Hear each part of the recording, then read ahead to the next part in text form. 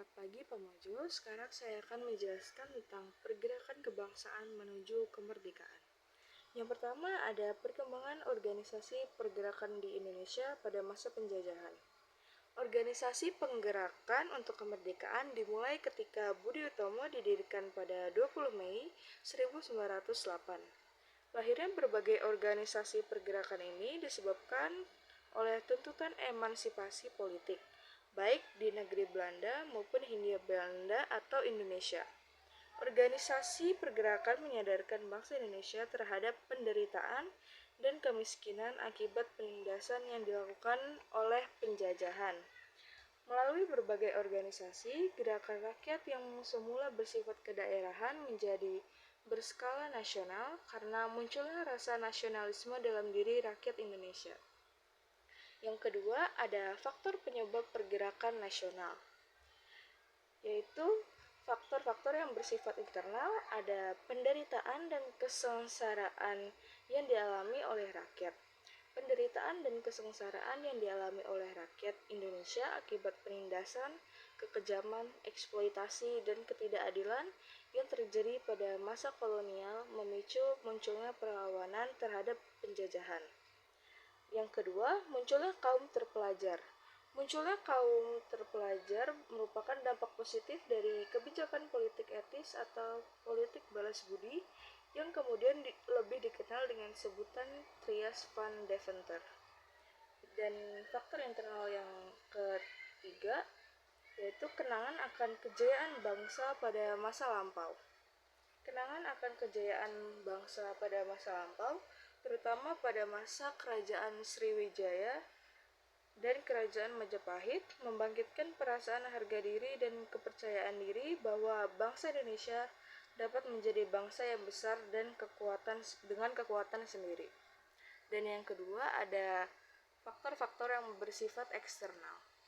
Yang pertama ada keberhasilan pergerakan nasional di negara lain. Keberhasilan pergerakan nasional di negara-negara lain, terutama negara-negara di Asia dan Afrika seperti Tiongkok, India, Filipina, Turki, dan juga Mesir, membangkitkan semangat rakyat Indonesia untuk mewujudkan negara-negara bangsa yang merdeka. Yang kedua ada kemenangan Jepang atas Rusia. Dalam perang pada tahun 1904 sampai 1905, Jepang berhasil mengalahkan Rusia. Kemenangan tersebut menyadarkan bahwa bangsa Indonesia, bangsa Barat, bukanlah bangsa yang superior dan dapat dikalahkan oleh bangsa Asia. Dan faktor yang bersifat eksternal yang terakhir yaitu berkembangnya paham-paham baru dari Eropa dan Amerika. Pada masa itu di benua Eropa dan Amerika berkembang banyak paham baru seperti liberalisme, demokrasi, dan nasionalisme. Dan yang selanjutnya, pihak-pihak yang berperan dalam proses terbentuknya kesadaran nasional. Kesadaran nasional bangsa Indonesia tidak terjadi begitu saja, tetapi melalui suatu proses yang sangat panjang. Ada beberapa pihak yang berperan dalam pembentukan kesadaran nasional bangsa Indonesia, antara lain kaum terpelajar, kaum profesional, dan pers. Yang pertama ada peranan kaum terpelajar dan kaum profesional.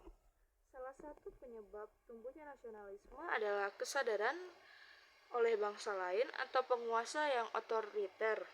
Kaum terpelajar dan profesional Indonesia bergerak untuk memperjuangkan kemerdekaan Indonesia dan membentuk beberapa organisasi pergerakan nasional seperti Budi Utomo.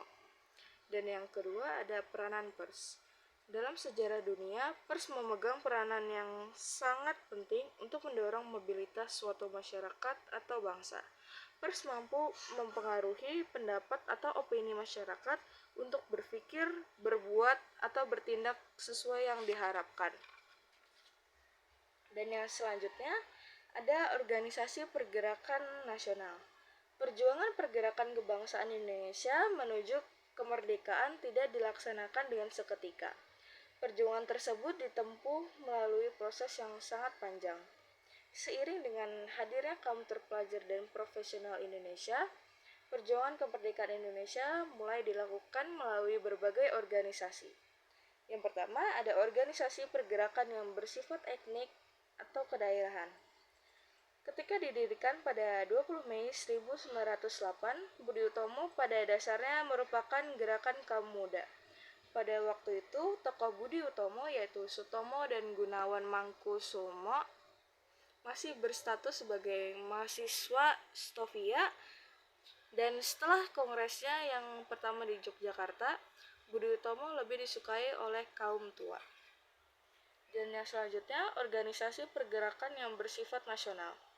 Selain organisasi yang bersifat kedaerahan dan keagamaan, ada pula organisasi berhaluan nasional. Di antaranya adalah Indisi Partij, Perhimpunan Indonesia, dan Partai Nasional Indonesia. Dan yang selanjutnya ada peristiwa pergerakan nasional. Kebangkitan rasa nasionalisme bangsa Indonesia dan pembentukan berbagai kelompok dan organisasi pergerakan disertai dengan beberapa peristiwa pergerakan nasional, antara lain Manifesto Politik 1925, Kongres Pemuda, dan Kongres Perempuan. Yang pertama, Manifesto Politik 1925. Pada tahun 1925, Indisi Verenik atau Perhimpunan Indonesia mengeluarkan suatu pernyataan politik yang kemudian dikenal dengan nama Manifesto Politik atau Manipol 1925. Dan yang kedua, Kongres Pemuda. Sebelum tahun 1926, di Indonesia telah terdapat organisasi kepemudaan yang bersifat kedaerahan, seperti Perkumpulan Pasundan, Persatuan Minahasa, Molucas, Serikat Celebes, Jong Sumantrenan Bon, Jong Ambon, Jong Minahasa, dan Jong Celebes. Pada tahun 1926, berbagai organisasi kepemudaan tersebut menyelenggarakan Kongres Pemuda I di Jakarta.